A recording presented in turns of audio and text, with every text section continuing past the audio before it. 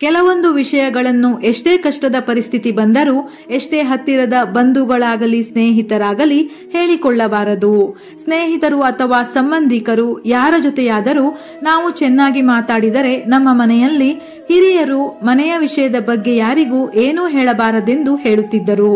ಯಾಕೆಂದರೆ ಕೆಲವರ ಕಣ್ಣು, ನಾಲಿಗೆ, ಬಾಯಿ ಸರಿ ಇರುವುದಿಲ್ಲವೆಂದು. ಅದರಲ್ಲೂ ಕೆಲವರ ಕಣ್ಣಲ್ಲಿ ಮಚ್ಚೆ ಇದ್ದರೆ ಅವರು ಕೆಟ್ಟ ಮನಸ್ಸಿನಿಂದ ನೋಡಿದರೆ ಖಂಡಿತವಾಗಿಯೂ ಸರ್ವನಾಶವಾಗುತ್ತದೆ. ಹಾಗೆಯೇ ಕೆಲವರ ನಾಲಿಗೆಯಲ್ಲಿ ಮಚ್ಚೆ ಇದ್ದರೂ ಕೆಟ್ಟದ್ದಾಗಿ ಹೇಳಿದರೆ ಅದರ ಪ್ರತಿಫಲ ಕೆಟ್ಟದ್ದಾಗಿಯೇ ಇರುತ್ತದೆ ಎಂದು ಮನೆಯಲ್ಲಿ ಅಜ್ಜಿ ತಾತಂದಿರು ಹೇಳುತ್ತಿದ್ದರು.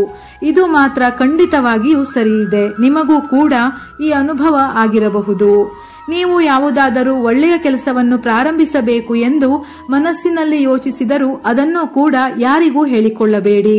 ಒಮ್ಮೆ ಹೇಳಬೇಕೆಂದರೆ ನೀವು ಆ ಕೆಲಸವನ್ನು ಮಾಡಿ ಯಶಸ್ವಿಯಾದರೆ ಮಾತ್ರ ಯೋಗ್ಯತೆ ಇದ್ದವರಿಗೆ ಅಥವಾ ಮನೆಯ ಸದಸ್ಯರ ಬಳಿ ಮಾತ್ರವೇ ಹೇಳಿಕೊಳ್ಳಿ. ಯಾಕೆಂದರೆ ನಮ್ಮ ಮನಸ್ಸಿನಲ್ಲಿ ಮೂಡಿರುವ ಒಳ್ಳೆಯ ಆಲೋಚನೆಗಳು ಕೂಡ ಬೇರೆಯವರ ಬಳಿ ಹೇಳಿಕೊಂಡರೆ ಅದು ಸಾಧ್ಯವಾಗದೇ ಇರಬಹುದು ಅಥವಾ ಆ ಕೆಲಸಗಳಿಗೆ ಕೆಟ್ಟ ಕಣ್ಣು ಬೀಳಬಹುದು. ಹಣ ಹೂಡಿಕೆ. ನಿಮ್ಮ ಆಪತ್ಕಾಲಕ್ಕೆ ಕುಟುಂಬಕ್ಕಾಗಿ ಎಲ್ಲಿಯಾದರೂ ಹಣವನ್ನು ಹೂಡಿಕೆ ಮಾಡಿದ್ದರೂ ಸಹ ಯಾರೊಂದಿಗೂ ಹೇಳಿಕೊಳ್ಳಬೇಡಿ. ನೀವು ಎಷ್ಟು ಹಣವನ್ನು ಹೂಡಿಕೆ ಮಾಡಿದ್ದೀರಾ ಎಂದು ತಿಳಿದು ನಿಮ್ಮ ಸಂಪಾದನೆಯನ್ನು ಕೂಡ ಲೆಕ್ಕ ಮಾಡಬಹುದು. ಇದರಿಂದಲೂ ಸಮಸ್ಯೆ ಪ್ರಾರಂಭವಾಗುತ್ತದೆ. ಮಂತ್ರ. ಕೆಲವೊಮ್ಮೆ ನಮ್ಮ ಇಷ್ಟಾರ್ಥಗಳನ್ನು ಈಡೇರಿಸಲು, ನಮ್ಮ ಕುಟುಂಬ ಅಭಿವೃದ್ಧಿಯಾಗಲು ಪೂಜೆ ಪುನಸ್ಕಾರಗಳ ಹೊರತಾಗಿಯೂ ದೀಕ್ಷೆಯನ್ನು ಪಡೆದಿರುವ ಗುರುವಿನ ಬಳಿ ಯಾವುದಾದರೂ ಗುಪ್ತ ಮಂತ್ರವನ್ನು ನಿಮ್ಮ ಇಷ್ಟಾರ್ಥ ಸಿದ್ಧಿಗಾಗಿ ಉಪದೇಶವನ್ನು ಪಡೆದು ಪಾಲಿಸುತ್ತಿದ್ದರೆ ಅದನ್ನು ಅಪ್ಪಿತಪ್ಪಿಯೂ ಯಾರೊಂದಿಗೂ ಹೇಳಿಕೊಳ್ಳಬೇಡಿ. ಒಂದು ವೇಳೆ ಹೇಳಿದರೆ ನೀವು ಅಂದುಕೊಂಡಂತಹ ಕೆಲಸಗಳಿಗೆ ಅಡೆತಡೆ ಆಗಬಹುದು ಅಥವಾ ಫಲ ಸಿಗದೇ ಇರಬಹುದು.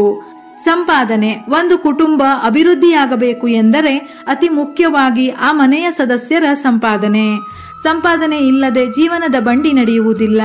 ಸಂಪಾದನೆಯಿಂದ ಮನೆಯ ಅಭಿವೃದ್ಧಿಯು ಹಂತ ಹಂತವಾಗಿ ಏಳಿಗೆಯಾಗುತ್ತಿದ್ದರೆ ಮನೆ ಏಳಿಗೆ ಆಗುತ್ತಿದೆ ಎಂದು ನಿಮ್ಮ ಮನೆಯ ಸದಸ್ಯರ ಸಂಪಾದನೆ ಅಥವಾ ಯಾರ ಬಳಿಯಾದರೂ ಸಾಲ ಮಾಡಿದ್ದರೆ, ಮಾಡಿರುವ ಸಾಲವನ್ನು ತೀರಿಸಿದ್ದರೆ, ಒಟ್ಟಾರೆ ಯಾವುದೇ ರೀತಿಯ ಹಣಕಾಸಿಗೆ ಸಂಬಂಧಪಟ್ಟಂತಹ ವಿಷಯಗಳನ್ನು ಸ್ನೇಹಿತರು, ಸಂಬಂಧಿಕರು, ಮನೆಯ ಅಕ್ಕಪಕ್ಕದವರೊಡನೆ ಯಾರ ಬಳಿಯೂ ಹೇಳಬಾರದು. ಒಂದು ವೇಳೆ ಅವರಿಗೆ ನಮ್ಮ ಸಂಪಾದನೆಯ ಬಗ್ಗೆ ತಿಳಿದರೆ 108 ಮಾತನಾಡುತ್ತಾರೆ. ಮನುಷ್ಯನ ಕಣ್ಣು, ಮನಸ್ಸು, ನಾಲಿಗೆ ಯಾವ ಸಮಯದಲ್ಲಿ ಯಾವ ರೀತಿ ಸ್ಪಂದಿಸುತ್ತದೆ ಎಂದು ಹೇಳುವುದಕ್ಕೆ ಆಗುವುದಿಲ್ಲ. ಸಂಪಾದನೆ ಜಾಸ್ತಿ ಇದ್ದರೆ ಅವರಿಗೆ ಏನು, ಬೇಕಾದಷ್ಟು ಸಂಪಾದನೆ ಇದೆ, ಸಾಲವಿದ್ದರೆ ಸಾಲ ಮಾಡಿ ಜೀವನ ನಡೆಸುತ್ತಿದ್ದಾರೆ. ಮಾಡಿದ ಸಾಲವನ್ನು ತೀರಿಸದೇ ಇದ್ದರೂ ಹೊಟ್ಟೆಗೆ ಹಿಟ್ಟು ಇಲ್ಲವೆಂದರೂ ಜುಟ್ಟಿಗೆ ಮಲ್ಲಿಗೆ ಹೂವು ಎನ್ನುವ ಹಾಗೆ ಕೊಂಕು ಮಾತುಗಳನ್ನು ಆಡುತ್ತಾರೆ. ಹೊಟ್ಟೆ ಕಿಚ್ಚು ಪಡುತ್ತಾರೆ. ಇದರಿಂದ ನಕಾರಾತ್ಮಕ ಶಕ್ತಿ ಹೆಚ್ಚಾಗುತ್ತದೆ. ನಾವು ಮಾಡುವ ಕೆಲಸದಲ್ಲಿ ಉತ್ಸಾಹ ಕಡಿಮೆಯಾಗಿ ನಮ್ಮ ಆದಾಯವೂ ಕಡಿಮೆಯಾಗಬಹುದು. ಅವಮಾನ. ನಮಗೆ ಯಾರಿಂದಲಾದರೂ ಬೇಜಾರು, ನೋವು, ಅವಮಾನವಾದರೆ ಯಾರೊಬ್ಬರಿಗೂ ಇದನ್ನು ಹೇಳಿಕೊಳ್ಳಬಾರದು. ಇಂದು ಮಿತ್ರರಾದವರು ನಾಳೆ ಶತ್ರುವಾಗಬಹುದು. ಒಂದು ವೇಳೆ ಹೇಳಿದರೆ ಮುಂದೆ ಯಾವಾಗಲಾದರೂ ಅವರು ಕೂಡ ಅದೇ ರೀತಿ ಕೆಟ್ಟದ್ದಾಗಿ ಮಾತನಾಡಿ ಅವಮಾನ ಮಾಡಿ ಮತ್ತಷ್ಟು ಕಣ್ಣೀರು ನೋವು ಆಗಬಹುದು. ಜಗಳ. ಒಂದು ಸಂಸಾರ ಎಂದ ಮೇಲೆ ಕೋಪ, ಜಗಳ, ಕಲಹ, ಮನಸ್ತಾಪ, ಅಳು, ಏಳು, ಬೀಳು ಎಲ್ಲವೂ ಇರುತ್ತದೆ. ಸಾವಿಲ್ಲದ ಮನೆಯಿಂದ ಸಾಸಿವೆ ತಂದಂತೆ ಎನ್ನುವ ಹಾಗೆ ಜಗಳವಿಲ್ಲದ ಮನೆ ಇಲ್ಲ. ಮನೆಯಲ್ಲಿ ನಡೆಯುವ ಜಗಳವನ್ನು ಯಾರೊಂದಿಗೂ ಹೇಳಬಾರದು. ನಮ್ಮ ಜೊತೆ ಚೆನ್ನಾಗಿದ್ದು ನಮ್ಮ ಹಿಂದೆ ಮಾತನಾಡುವವರೇ ಜಾಸ್ತಿ. ಒಂದಕ್ಕೆ ಎರಡು ಸೇರಿಸಿ ಜಗಳವನ್ನು ಇನ್ನೂ ದೊಡ್ಡದಾಗಿ ಮಾಡುತ್ತಾರೆ. ನಮ್ಮ ಜಗಳ ಮೂರನೆಯವರಿಗೆ ತಿಳಿದರೆ ಅವರಿಗೆ ಹೇಗೆ ಬೇಕೋ ಹಾಗೆ ಬಳಸಿಕೊಳ್ಳುತ್ತಾರೆ. ಒಮ್ಮೊಮ್ಮೆ ನಾವು ಮಾಡುವ ಜಗಳಕ್ಕಿಂತ ಮೂರನೆಯವರ ಮಾತೇ ಜಾಸ್ತಿ ಆಗಿರುತ್ತದೆ. ಹಾಲಿಗೆ ಒಂದು ಹನಿ ನಿಂಬೆ ರಸ ಹಾಕಿದಂತೆ ಆಗುತ್ತದೆ. ಹಾಗಾಗಿ ಇಂತಹ ವಿಷಯಗಳನ್ನು ಯಾರೊಂದಿಗೂ ಹೇಳಿಕೊಳ್ಳಬಾರದು. ದಾನ ಮಾಡುವುದರಿಂದ ಈ ಜನ್ಮ, ಹಿಂದಿನ ಜನ್ಮಗಳ ಪ್ರತಿಯೊಂದು ಪಾಪಗಳು ಕಳೆದು ಪುಣ್ಯ ಪ್ರಾಪ್ತಿಯಾಗುತ್ತದೆ ಎಂದು ಹೇಳುತ್ತಾರೆ. ಆದರೆ ನಾವು ಮಾಡಿದ ದಾನದ ಬಗ್ಗೆ ನಾವಾಗಿಯೇ ಯಾರ ಬಳಿಯೂ ಹೇಳಬಾರದು. ಎಡಗೈಯಲ್ಲಿ ಕೊಟ್ಟಿರುವುದು ಬಲಗೈಗೆ ಗೊತ್ತಾಗಬಾರದು ಎನ್ನುವ ಹಾಗೆ ಇರಬೇಕು. ಒಂದು ವೇಳೆ ಹೇಳಿದರೆ ನೀವು ಮಾಡಿದ ದಾನಕ್ಕೆ ತಕ್ಕ ಪ್ರತಿಫಲ ಸಿಗುವುದಿಲ್ಲ. ವಯಸ್ಸು. ಕೆಲವೊಮ್ಮೆ ಅನಿವಾರ್ಯ ಪರಿಸ್ಥಿತಿಯಲ್ಲಿ, ಅಂದರೆ ಗವರ್ನಮೆಂಟ್ ಡಾಕ್ಯುಮೆಂಟ್ಸ್ ತಯಾರಿಸುವಾಗ, ಕೆಲಸ ಮಾಡುವ ಜಾಗದಲ್ಲಿ ಅಥವಾ ನಿಮ್ಮ ಮದುವೆಯ ಸಮಯದಲ್ಲಿ ಇಂತಹ ಸಂದರ್ಭದಲ್ಲಿ ನಮ್ಮ ವಯಸ್ಸನ್ನು ಹೇಳಲೇಬೇಕಾಗುತ್ತದೆ. ಇದರ ಹೊರತಾಗಿ ಬೇರೆ ಯಾರು ಕೇಳಿದರೂ ನಿಮ್ಮ ವಯಸ್ಸನ್ನು ಹೇಳಬೇಡಿ. ಒಂದು ವೇಳೆ ವಯಸ್ಸನ್ನು ಹೇಳಿದರೆ ಅದನ್ನು ಲೆಕ್ಕ ಮಾಡಿ ಅದರ ಬಗ್ಗೆಯೇ ಪದೇ ಪದೇ ಮಾತನಾಡುತ್ತಾರೆ, ಹೀಯಾಳಿಸುತ್ತಾರೆ. ನಮಗೆ ಇಂತಹ ವಿಷಯಗಳಲ್ಲಿ ಕಷ್ಟವಾಗುತ್ತದೆ ಎಂದಾಗ ಅಪ್ಪಿತಪ್ಪಿಯೂ ಹೇಳಲೇಬಾರದು. ಆರೋಗ್ಯ ಮತ್ತು ಔಷಧಿ.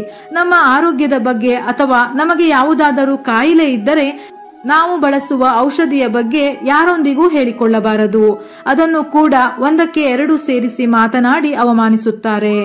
ಹೊಗಳಿಕೆ.